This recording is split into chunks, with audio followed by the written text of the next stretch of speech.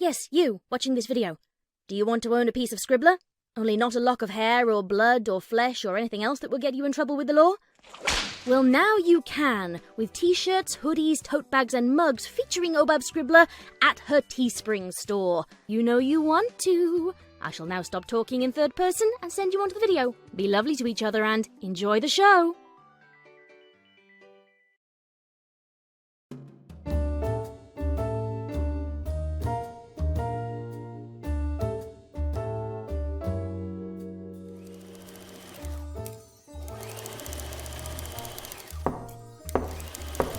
Rarity did not look up from her sewing when she heard the knock at her door.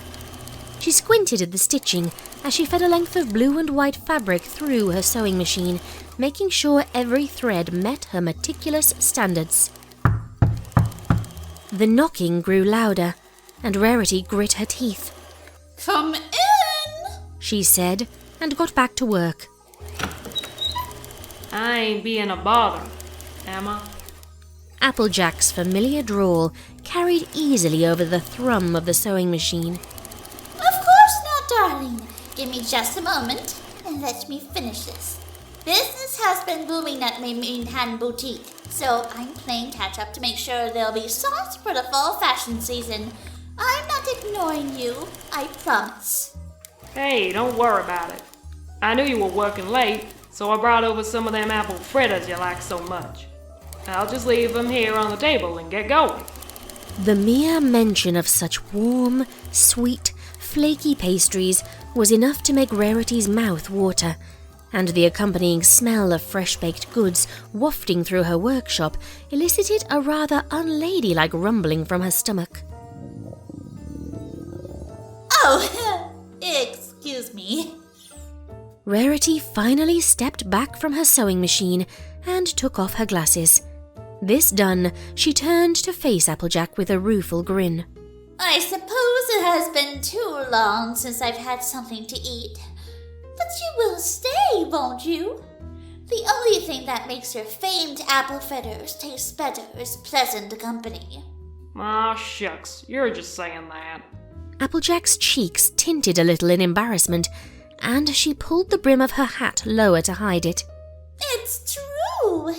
And besides, if you leave them here, I'm afraid I'll eat them all in one go, and then I'll pass out on the couch in a pastry coma, and then nothing will get done. You wouldn't do that to me, would you, Applejack?" Rarity fluttered her eyelashes at Applejack. Well, shoot. When you put it that way, I guess I gotta stick around. But no fancy silverware, alright? If you insist. Rarity gave a disappointed little sigh. Besides, they taste better when you eat them with your hooves anyway. Fine. Rarity trotted over to the table where Applejack had deposited the basket full of the tantalizingly tempting treats.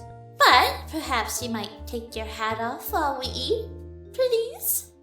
Oh, alright. Applejack doffed her battered hat, rolled it onto one of her forehooves, and with a practiced flick of her leg, she sent it sailing across the room to land perfectly atop an empty hat rack in the corner. Ha! Bullseye! Applejack pumped her hoof in triumph. Rarity stared. It took Applejack a moment to notice the look of slack-jawed shock on Rarity's face. It weren't that fancy of a trick. She suddenly felt self-conscious. Looking even paler than usual, Rarity opened and closed her mouth a few times as she remembered how to speak. "Applejack?" Her voice trembled, and her body followed suit. "What happened to you?"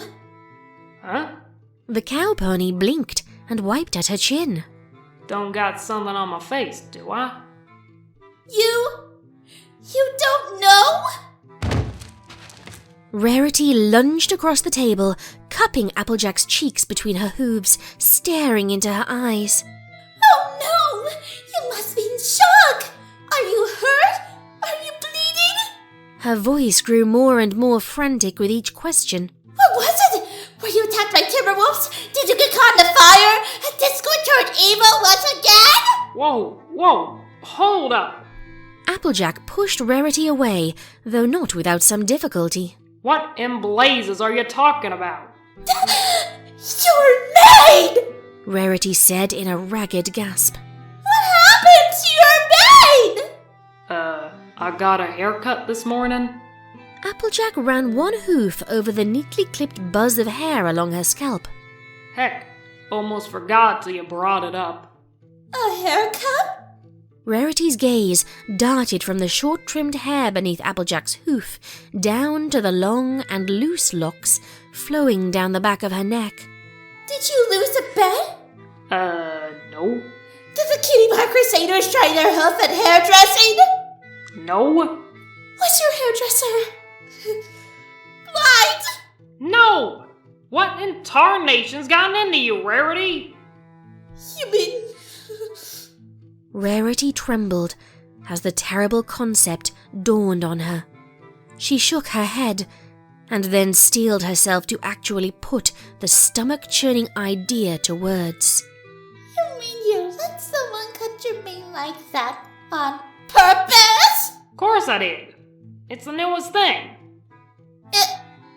What? It's called a mullet. Mullet?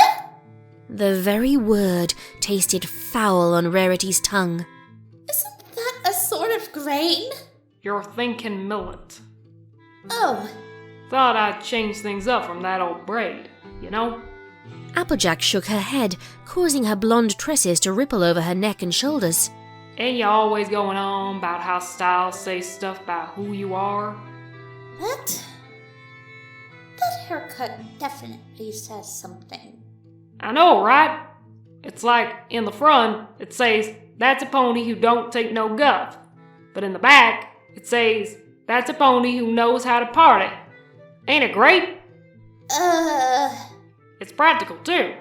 This way my hair don't get too sweaty when I'm working, and I can still get all pretty and fancied up next time you drag me to one of your fancy pants shindigs. I don't think that's going to be an issue. Even better. Darling? Rarity rubbed at the bridge of her nose. She thought closing her eyes would help, but the image of Applejack's mullet had already been seared into her retinas. Do you trust me? After all we've been through, I reckon that goes without saying. It deserves to be said. Fine. I trust you. Please listen to me. That mullet is the single worst thing that has happened to you in your entire life. It might even be the worst thing that has happened to any pony in the history of civilization. Applejack frowned. If you didn't like it, y'all could have just said so. It's not that! Rarity paused and held up a hoof. Well, it is that. But that's just the start of it. There are a great many things that I don't like. Counterfeit handbags, off-brand champagne, pastel plates. But this is something else entirely. It's not personal distaste.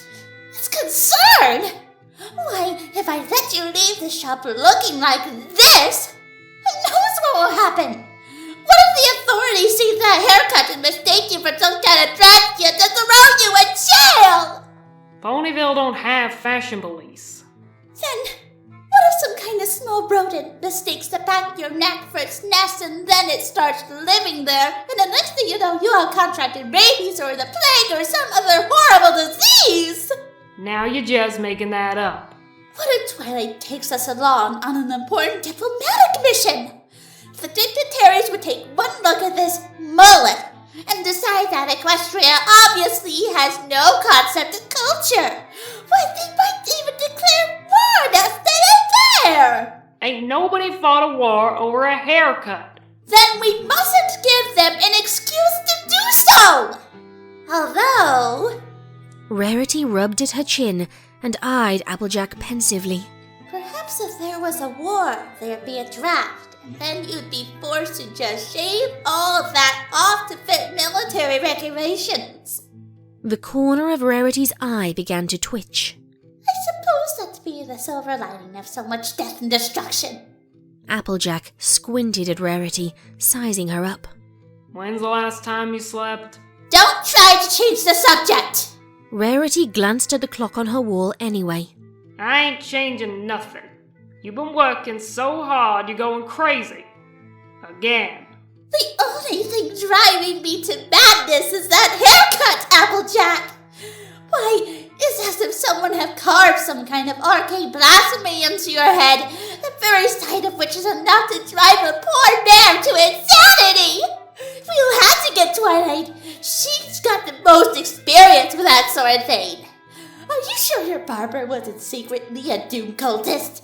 You know, with robes and chanting and blood sacrifices and the like? That's it. I'm leaving. Applejack trotted across the room to collect her hat and flip it back onto her head. Y'all just give me a holler when you're done going crazy. Wait, you're leaving? Just said so. But you can't! What if someone sees you? What if they see you leaving and think I cut your hair? Rarity looked Applejack up and down. It's me ruined! Unless... Yes, that's it. That's the only solution. Do what now? Applejack took a careful step for the exit. A little trim is all you need. Rarity's horn glowed with magic, and the door slammed shut, bolt sliding into place. Rarity kept up her telekinesis, and every set of scissors in the store lifted into the air, coming to orbit around Rarity like a steely constellation. Now, just hold still.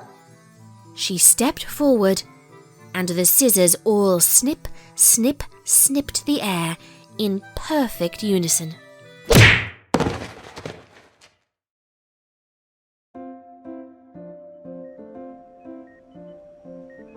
Rarity woke in a hospital bed, surrounded by soft fluorescent lights and the smells of antiseptics. She blinked, and then sat up with a start, heart pounding. Vague flashes of steel and fighting and fire flashed, replayed in her memory. Oh, Applejack! She rolled awkwardly out of the bed, tangling in the backless hospital gown. What have I done? Whoa, calm down, Sugar Cube. The sound of Applejack's drawl soothed Rarity's panic, if only slightly. Applejack stood up from where she'd been sitting in the corner of the room. She had a few band-aids taped into place along her scalp, but was otherwise intact. Y'all just went a little crazy. That's all. She paused. Rarity threw herself onto Applejack, pulling her in for a tearful embrace. Oh, Applejack! I'm sorry. I'm so sorry. I didn't mean to hurt you. I